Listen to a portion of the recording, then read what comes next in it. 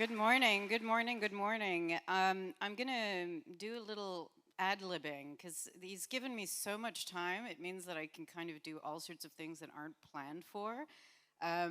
So if you're gonna, I would like you, if we can get a bit of light on the audience, if that's all right. Amazing. Can I get you all to introduce yourself and say what you do and who you are to someone you did not come with, who is sitting around you right now? And you get 4 minutes. Go.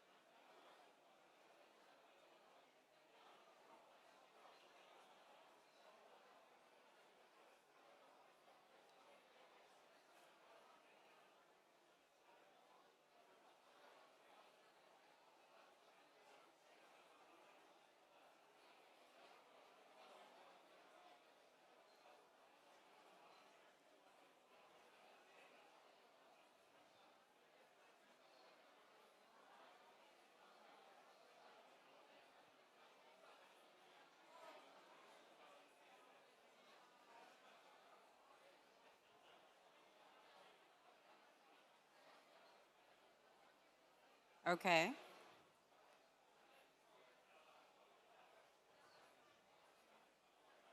You get 1 more minute.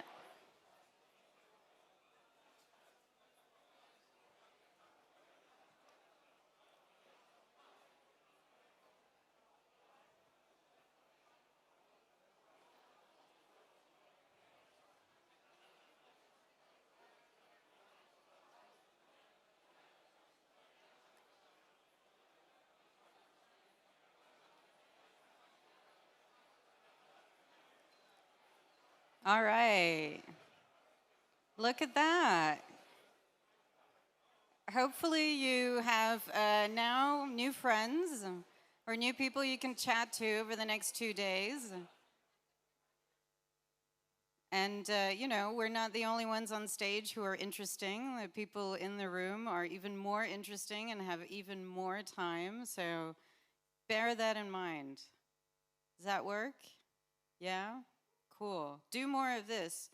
We're in, IRL. I still can't believe it. This is my first talk abroad. This is my first talk in mainland Europe. Probably the only one this year since 2019. And I live in England, in London. I'm sorry.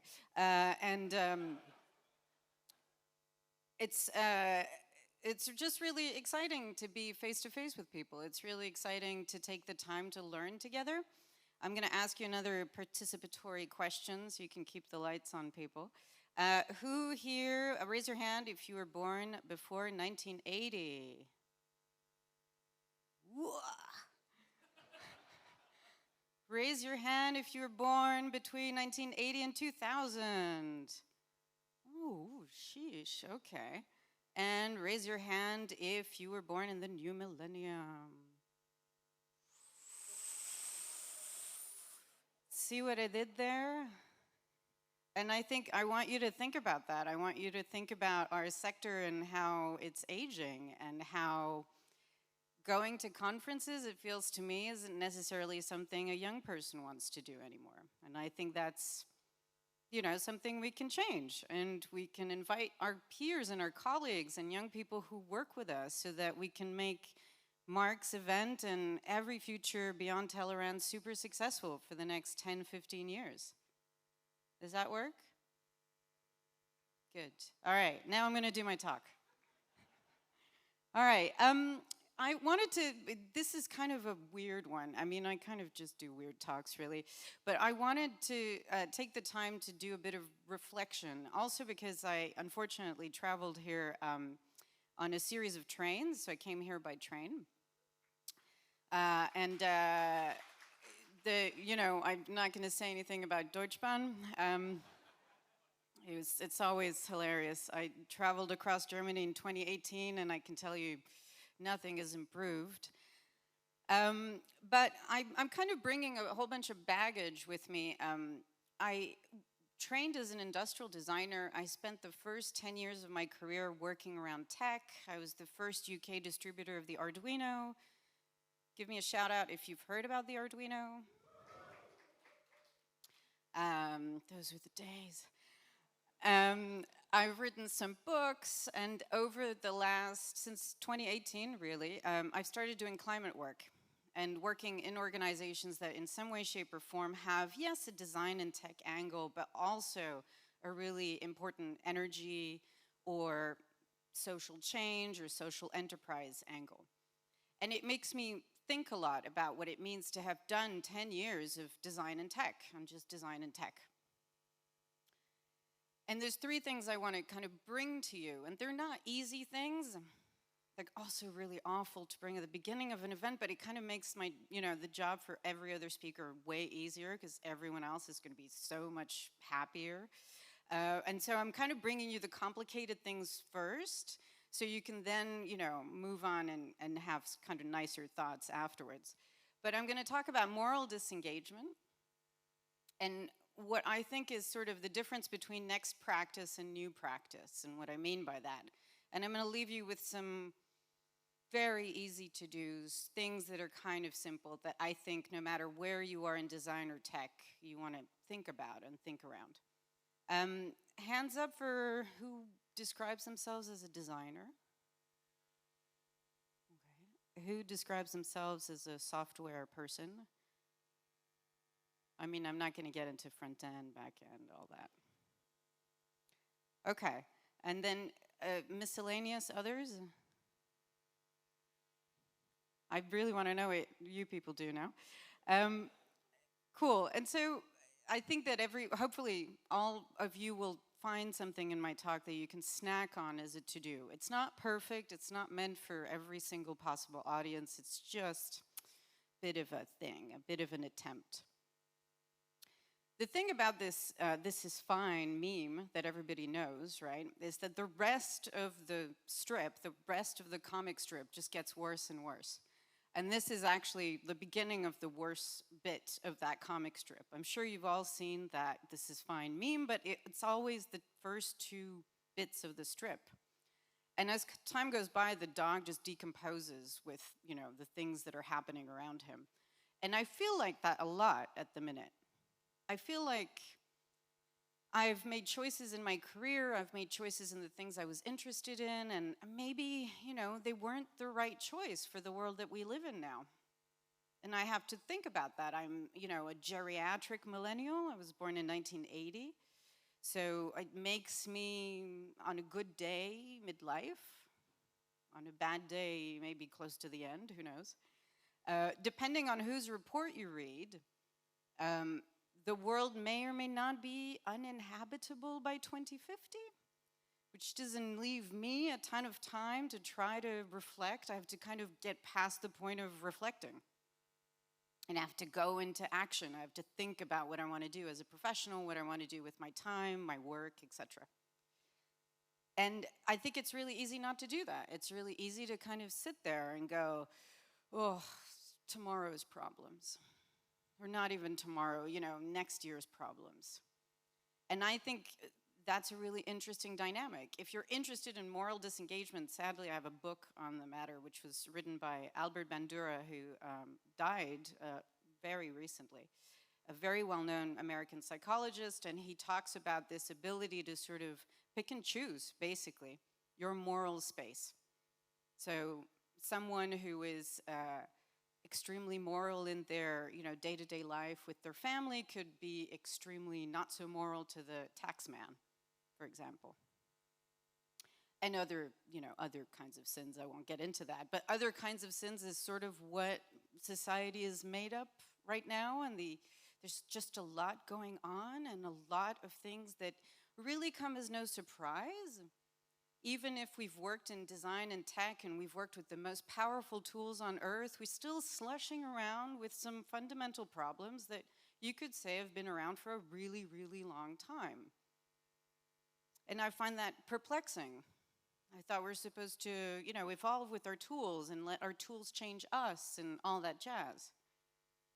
This, by the way, is one of the Jenny Holzer's truisms, and if you've not encountered Jenny Holzer's work, I recommend it. If you just Google "abuse of power comes as no surprise," you'll find it. And I think it's interesting to be slushing around in that problem space and to think of yourself as an agent of change. We like to think of ourselves in design and technology as agents of change. What are we really doing?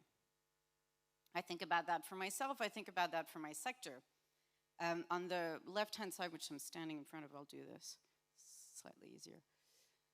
On the left-hand side is a poster designed by James Bridle. If you've not encountered James's work or his books, I recommend you do. The idea that we live in a world that's digital it's very easy to swipe under the carpet the fact that there's infrastructure there. There's infrastructure that demands resources. Those resources are hard to come by. They're getting more and more messy to manage. I live in a country where right now I've been under a hose pipe ban for the last few weeks. I haven't really attempted to water my garden for weeks anyway. Everything is kind of, not doing well. And, there's that decision of whether I engage with these problems in my work or not. Whether I engage with the fact that according to, this is a McKinsey report, we will triple our global demand for energy until 2050. That's quite interesting. It's quite an interesting kind of hidden piece of data that's slushing around out there in the information space. What does it mean? What does it mean when energy and the price of energy is going to cost an absolute fortune? Again, I come from a land that's very specific in its geopoliticalness, but still, everyone is kind of having trouble with the price of energy. Does that translate into data centers? Yep, probably. And I also feel as an industrial designer, I feel there's a kind of moral disengagement that we've participated in as a sector to say that these are all problems that can be addressed with traditional design practice. Traditional design practice is designing things to make people desire those things in a way that, more or less has maintained the status quo, has maintained certain kinds of behaviors. Even worse, it's made marketplaces for behaviors that were even less exciting or more impactful to the environment. But, we were really trying. And I think that's interesting. I think it's interesting to have that conversation with ourselves because not a lot of spaces do. You don't go into university studying design these days and learn about any of this. You get the nice, shiny end product. You always get the nice, shiny end product. And if you dig even kind of deeper into that space, then you get very old ideas and very old sort of myths, I think, about where we are. So on the left-hand side is a very famous idea of Buckminster Fuller. I'm hoping Buckminster Fuller is someone you've been vaguely familiar with as a name. But he decided, you know what, in order to conserve energy in New York, let's just put a dome over the whole place. And that will help us save energy, which is ridiculous. And it was 1960s, so you could sort of vaguely forgive him for that. But he really made a big case that in the 70s, this was going to be the way forward, because in the 60s, they had drought, problems with water access, etc. And so our equivalent these days is, okay, well, we'll solve it with more advertising, we'll solve it with more creativity, we'll solve it with more ways to see the problem differently. So on the right-hand side is a campaign called Build Back Better, which was all about encouraging people to invest in insulation and insulating their homes through pretty shiny visuals. Pretty shiny visuals do not translate into the 15,000 pounds you need in order to get walls insulated in the UK. Right? But hey, it's shiny, it's beautiful, it's exciting looking. And moral disengagement also means not looking behind the headlines, not looking at the thing that is being sold. I'm sorry to put a car thing here in Germany, but I feel like I have to. When I went on YouTube for something or other last night, instead of getting Monday.com ads, I got Michelin tire ads, and I knew I was here. So, you know, what are we building and how are we building it? How is it built? How is it sort of propped up by whose infrastructure, by whose resources? All of these are really important questions. Do we engage with them deeply when we go to work? Do we engage with them deeply, you know, even for 1% of our day at work? And then we won't even get into any of the kind of underlying stuff here, which is, you know, predominantly, and this is a heteronormative sort of framing, but predominantly a lot of environmental work is done by women. Whether they're extremely young women or older women, it's still women. The local food bank in my neck of the woods, the manager who's just decided to take a proper job, she's a woman. These things are, you know, curious. If I read from this very quickly, in a 2016 paper in the Journal of Consumer Research, men may be motivated to avoid or even oppose green behaviors in order to safeguard their gender identity. Oh my God. So, you know, all of that kind of sits with me, and sits with me as a professional, sits with me as a practitioner, sits with me as a woman in the world, a woman of a certain age, with friends, with family, etc. So I have to look at what we do, and I have to look at what I do. I have to look at what I bring into the world, what I encourage my clients to bring into the world, and kind of try to do better. But what does better mean? I think a reading of better, a traditional reading of better, is work in the same way, but just, you know, fudge the thing a little bit and work on the thing in a way that is perceived as new, perceived as interesting, perceived as innovation. And you could hide a multitude of sins under innovation work, really. This is an example just from work that I've seen in and around. The problem with this, and these are all, of course, you can tell eco-solutions to people understanding their energy at home, just because I had to pick a sector to kind of present to you today. All of these examples, they look cute, they look like new things, right? They look like the future. All of these examples are between 2005, 2010. None of them came to anything. All of them are rest in peace type projects. And that's interesting because the look and feel of them as newness, as innovation, as the future still remains. They still look like, ooh, this could be exciting, this could be interesting. All sorts of stuff have been attempted through the years, from showing you your consumption against your neighbors. Get out of the way here so you can see that.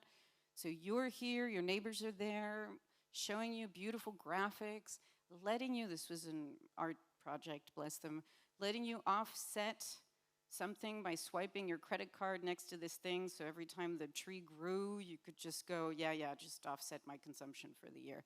You know, a multitude of ideas have been attempted, but they all borrow the language of newness that I think is sort of this mush of new work that I think we know how to recognize, we know how to back, we know how to convince our bosses to do an R&D project around, but they don't go anywhere because they're not the right thing for the problems that we have.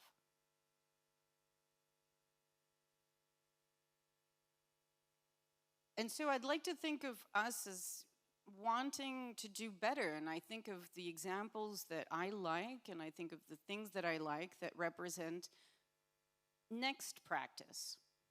If a designer or a person in design and technology looks like a particular person today, what does that person look like who is acting as if the peak of their work will be in the 2050s?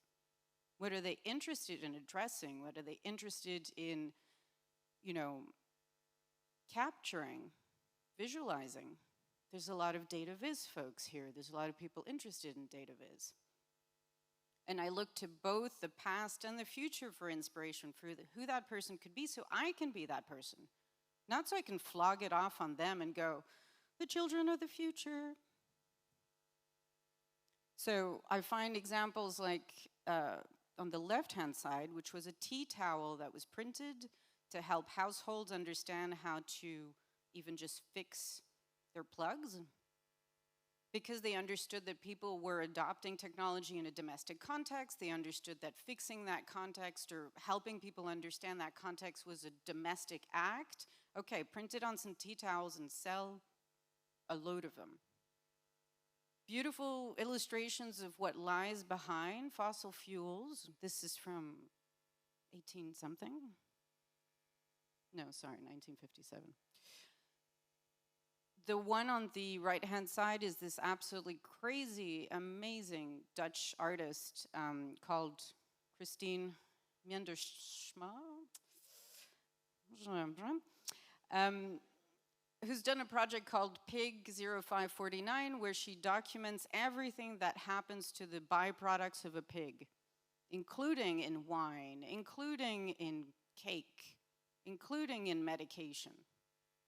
She's also made one sweater out of an identifiable series of sheep.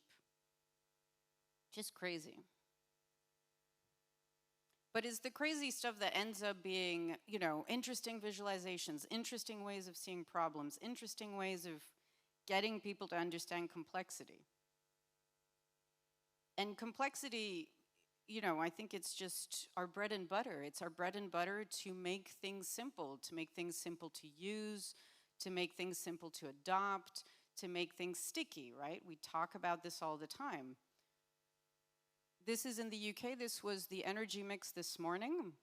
It's not a good day for very much. 72% almost fossil fuels for today.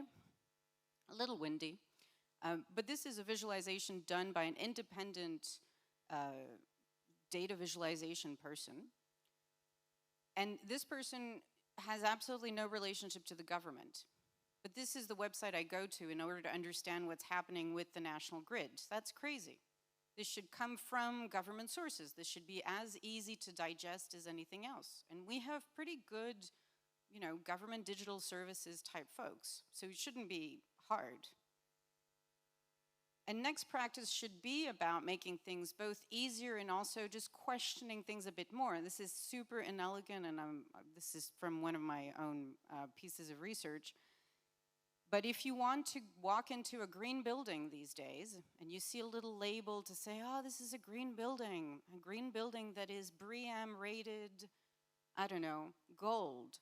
It turns out that's 65% of the results that you need.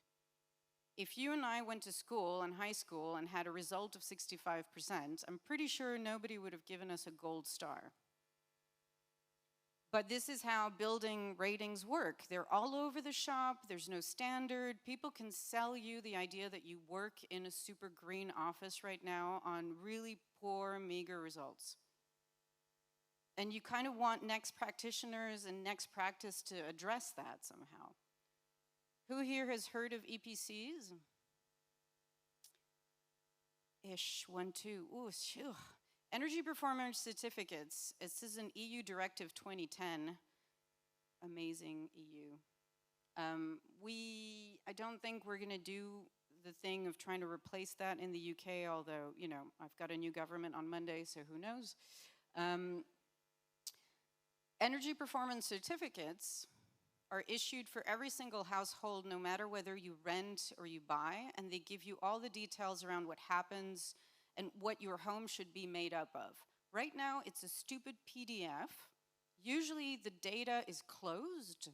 In the UK and in Holland, it's open, so you can build cool, interesting services on top of that data. But in Germany, it's super, super closed. And I've had some chats with your ministries, very closed. It should be open data. It should be open data so you could compare it to other countries, so you could compare how you're doing, how you're improving, not improving. Is the building stock worth anything? All these conversations are design conversations, they're visualization conversations, they're data conversations. They're ideal for design and tech and this idea of next practice. And then, next practice is also explaining to people why they can't have nice things. If they can't have nice things. These are two versions of home batteries that you could have, but they really, really depend on what kind of home you have, what kind of infrastructure you have. The reason why the Powerwall Tesla looks like it's in a garage, it's because that's the safest place for it to be. If you don't have a garage, you're not going to get a Powerwall. And I've unfortunately sat through information on how to get both EV chargers and battery installs in homes, and it's kind of a nightmare. And you want that stuff to be easy. You want people to understand really easily what they can or can't do. In England right now, a big conversation is happening around heat pumps, and someone has written a 20-minute blog post, like it would take me 20 minutes to read through this thing to explain to me which kind of heat pump they may or may not be able to use. This should be a website. I should go boop, boop, boop, 3 clicks, you're done. You know what to buy. You know where to buy it. Done. It's not. And then next practice is also about doing things differently for yourself. Putting your money, your pension money, the little pension money you and I have, and putting it somewhere good. This is called Abundance. This is a bank that only really invests in social and green type projects, and it basically takes your pension money out of the pension pots that are going in and financing all sorts of really ridiculous stuff, including really crappy buildings. And it also means using new tools. Who has seen the left-hand drawing? Ooh. Well, if you Google donut economics, which if you haven't Googled, you should Google, this is some of their frameworks, some of their tools. Obviously the SDGs, which if you haven't looked into, you should. But even if I wanted to bring it right back to, just tell me about some cool websites, Alex. Well, cool websites could be done differently. And next practice with design is also related to this. So Microsoft have put out their green design principles. There's some really cool people in Berlin who will tell you about this, and I'll mention this in a second. This is Low Tech Magazine. Low Tech Magazine is a magazine that is a website that is powered by solar and wind only. So when there is no solar and wind, it does not work. They give you page size, they give you the intensity of the site. You can choose different grid intensities in order to see how you would have to change your design in order to accommodate different grid intensities. This is pure UX, mumbo jumbo, back-end something stuff. But this exists, and people do this, and they're emerging, and they're small businesses, and they're small studios, but they do this day in and day out, is to sell people low website design practice. So all these kind of new things, what if you're starting from scratch? What if you don't know where to start? What if, this is sort of, okay, well, maybe I'll make it my 10% project.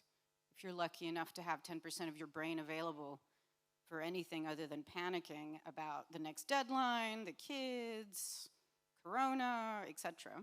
Well, this is what you could do with the 10%. Firstly, train up your staff. Who here employs other people? Raise your hands. Come on, don't be shy. It's like 3 people employ other people? Wow, freelance heaven. Okay. Then train yourself up. Julie's Bicycle and the Carbon Literacy Project are both training schemes specifically targeted at, any kind of organization who wants to understand and become carbon literate. Super simple. I went through the training with my team very recently.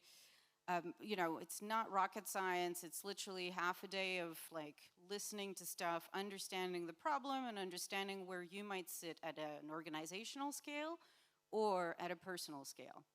Doesn't commit you to anything. No one is asking you to take the compost out. It's just about information. And information we know changes practice. Understand, when you don't understand. I think this is also something really important. Maybe you don't have the answers. Maybe the answers have nothing to do with the work you can provide. Maybe the work that you're doing is really toxic in really interesting ways that you would rather not think about. That's okay, but at least understand what the problem is. Because maybe it's not for this job, maybe it's for the next client, maybe it's for 3 jobs from now. Maybe you're super young and you just have to pay your bills. That's fine, but just understand where power structures lie. And understand the limitations of what we're doing. We're not the only actors in this space. It's not just tech design, web design, other actors are involved, other people are involved, other ways of delivering value are involved. It's not just a sort of technocratic solutionism conversation. It's kind of an everyone conversation. And read, for the love of God, read. I know this isn't like a modern thing. Everyone I know goes, I don't read anymore. I get it. I so understand. But it's also another way of keeping the problem at bay and morally disengaging. I have a nice QR code of an Amazon list you can peruse with lots of different ways at the end. And then if you want to do more, you want to get involved, you really want to dig into this, well, you kind of happen to be in the best, if you're in Berlin, the best place in the world, really. The Green Web Foundation are based here. And Chris Adams, who runs it, is fantastic. Climate Action Tech, which he also co-runs with Sandra Palier at Microsoft, is an amazing community. Of course, there's a Slack. They have a newsletter, their jobs galore. If you wanted to change jobs tomorrow and you want to do something that supports a startup doing climate-related work, they're there. They're there in, incredible numbers. If you want to get funding for a thing or you have an idea that you'd like to spend more time on, EIT Climate Kick is a fund, and they fund small things. Part of the Green Web Foundation is partly funded by them. And then you've got GreenSphere, and GreenSphere are a fund, proper fund. They're not the only one, they're just one that comes to mind or came to mind right now.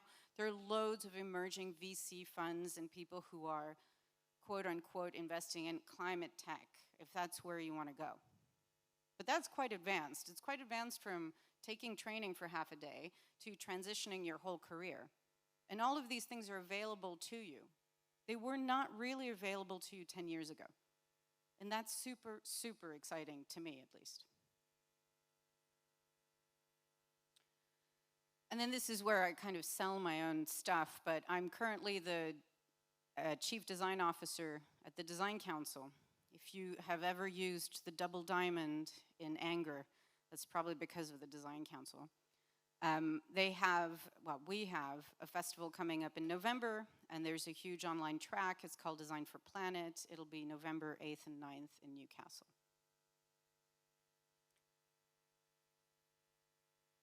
And this is kind of where I want to pause before I give you my last slide, really, which is, I think, all of this stuff, and the reason why I'm bringing you this is I think ultimately these conversations, I'm not the only person who's ever going to talk to you about them, and I'm probably not the first.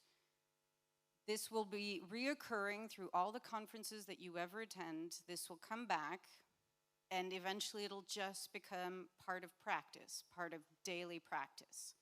People are going to ask you, do you do ESG reporting in your enterprise, and how did you rate last year in the Carbon Disclosure Project?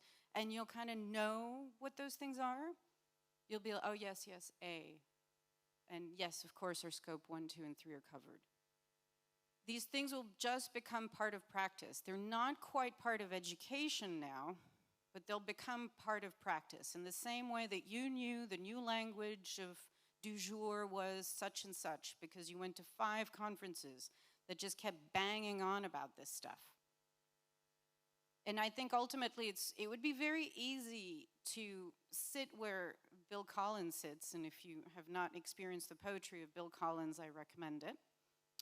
And to say that everything is an act of nostalgia, everything is, it was better before when we didn't have these problems. No, we had these problems. We just refused to look at them. And now we kind of don't have a choice anymore. And then Stuart Hall, who, again, if you've not encountered, fantastic author, there is no going home. There's just moving from now. There's moving from what we have. And what we have is a changing landscape, and I think we're all capable of adapting. And with that, I thank you very much for this morning.